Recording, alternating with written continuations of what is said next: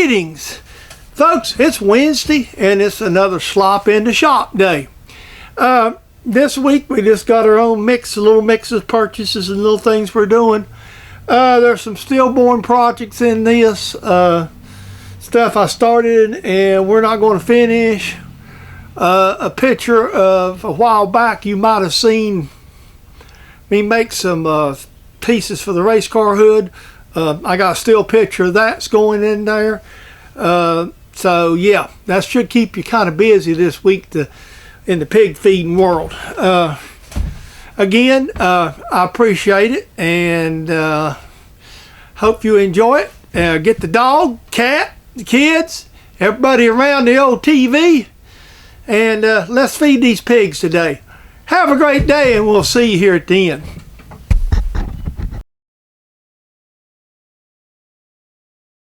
Another purchase for the race car shop. This is a rolling creeper seat. We don't have it lift, so I'm not going to have a lift, obviously. So you work everything off of creepers. So this is just the parts to. This is a seat. It's got little drawers in it, so you can put whatever you're working on, have it right here, right at you. Especially at my age, I have a hard time getting up and down. So if I want to do work like around the wheel or something, this is just handy as crap for me inside. So I picked it up at Harbor Freight and I'm going to fix it to put it together. Okay, one of the most handiest tools I have, something I actually bought to use from the mill. And it's a impact shot from Milwaukee. And what it's good for. You just put this thing on there like that and it just makes life easier. I just got one side assembled and I'll get the other here in a minute. Okay, I've got it fully assembled now. It's made to flip these like now here on the sides, and then on the rear it's got a little place on the back here to put the tools on your back. I'm going to try it out tonight and I'll work on some wheel bearings and stuff, so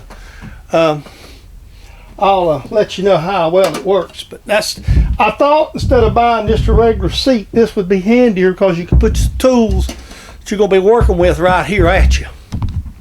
I've got a project and I'm going to do it in pieces because I don't have everything I need to make it today. I'm going to go ahead and get started on it. So what it is, it's going to be a knob that goes in the race car to do the brake bias. Right now we got a handle, and when we redone the inside the sheet metal, it's put the whole thing in a mess.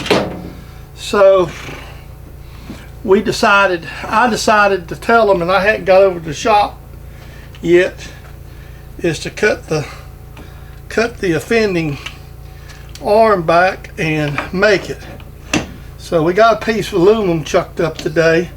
I'm going to go ahead and I'm going to knurl it and turn it, and we'll mark it to where it could be cut off at. You know, I'm going to index it with the #1 jaw, and we're going to do that first today. Then I'm going to get a little piece of steel out of my scrap pile, and we're going to use it to get it faced off and ready to make and center drilled, which we'll go ahead and probably center drill this here too today and make us a little centering jig for this. So while I'm getting set up here, I'll be back with you in a minute.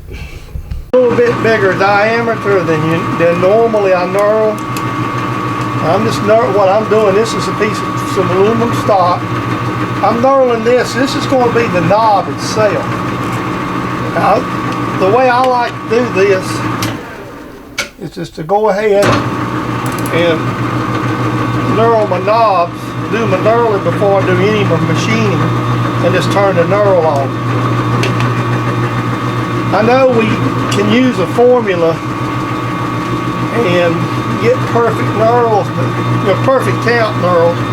But I'm just, basically all I want is a nice little rough surface here for us to grab hold of.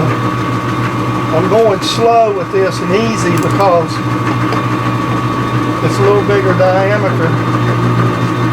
Plenty of lube. Again, I'm using cutting oil as I usually do. So I'm going to go in there with a couple of spring passes back over it. See how it looks.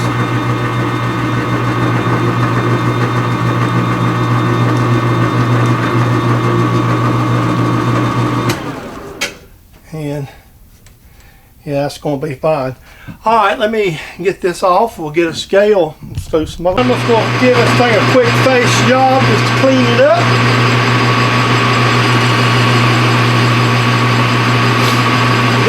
This piece of aluminum come out of the scrap bin at a local scrap yard. And I don't know the exact grade of the aluminum. All I know is just a piece of, I would assume a 6061. That's pretty common alloy. And I bought about 10 pounds of it. So I got a lot of pieces. These are end pieces. So we're just going to face this off to clean it up. I've already set a depth stop.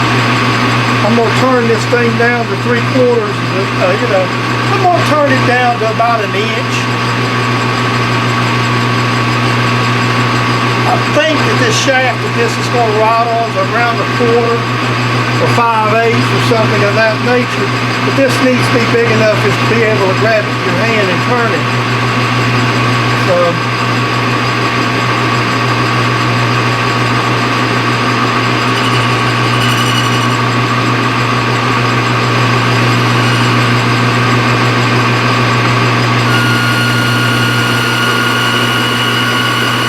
the noise you hear is cutting knurls off.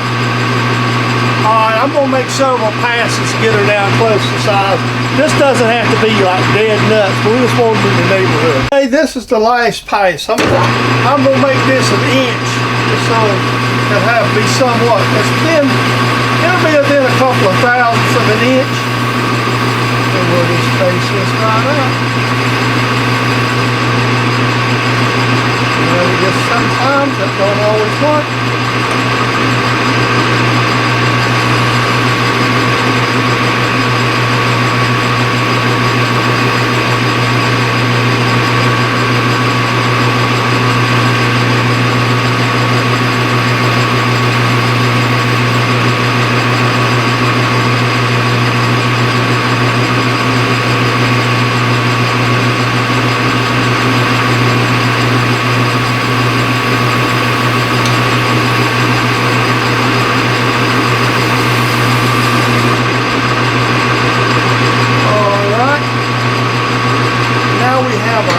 Basic knob.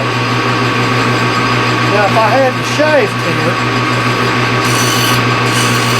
I would just go ahead about now and just drill it for the fit. Since I don't, what I'm going to do is I'm going to make another tool, and I'm going to go get a marker and I'll show you what I'm going to do here. I do this quite often when I have to flip work. I could cut this off and grab this on this and drill it, but I don't really want to drill it all the way through. So what I'm going to do is make me a mark on my, and I always do this a number 1 jaw. So by doing that, whatever run out that's in the jaw, like if it's 2 or 3 thousandths, will always be 2 or 3 thousandths.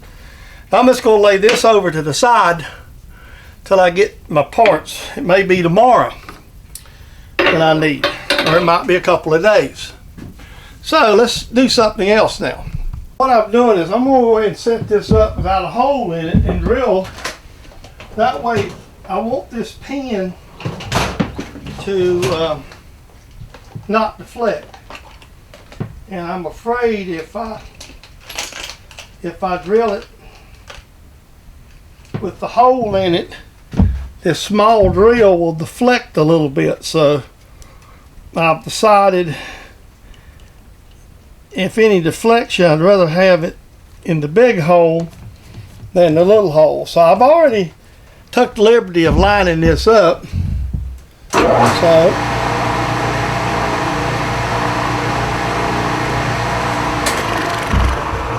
I'll just change the drill out and drill this hole for this spring pin. It's what we're going to be using as a spring pin, by the way. And it's because this is such a small diameter drill, and the opportunity for it to lead off, especially going across the bore, is there. Then we don't want that to happen. So it's just a lot simpler to drill this thing now before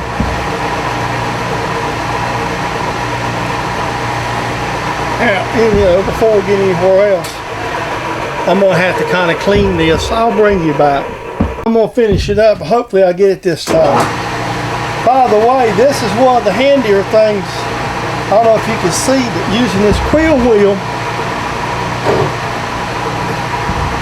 don't know if I went through yet. Yeah, I broke through. Alright, there we go. But by using this quill wheel like that, that allows me to get to it real simple like, and it's easier to drill stuff like this.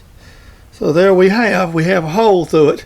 So now when I get my regular drill, because this pins are so small and they lead off so much, see, this will have to be drove down in there, and it may have to be drilled just a bit bigger, but we'll see when we get there.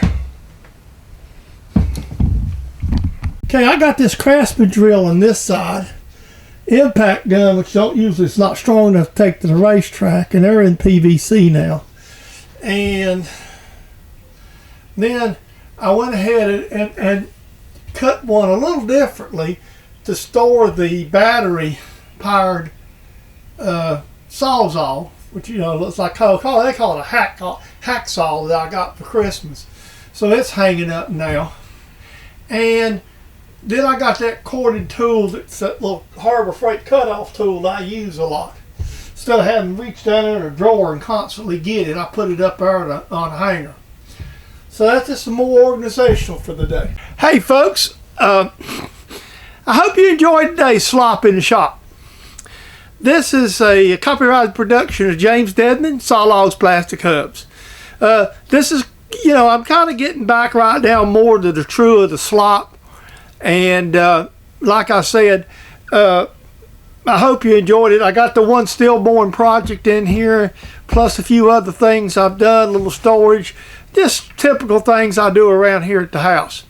With that being said, I hope you enjoyed it, and hope you come back. I hope everybody that gathered around the computer enjoyed it. Like I always say, please like, comment, and share. If you got something to say, please make them comments. If you're stopping by and wondering what Slop in the Shop is, well, that's here every week for you. It's just like a video blog. So if you stop by, please subscribe. If you don't, find another creator that you enjoy and subscribe to him. With no further ado, we'll see you in that next video. You all have a great, wonderful day. I'll talk to you later. Have a good one.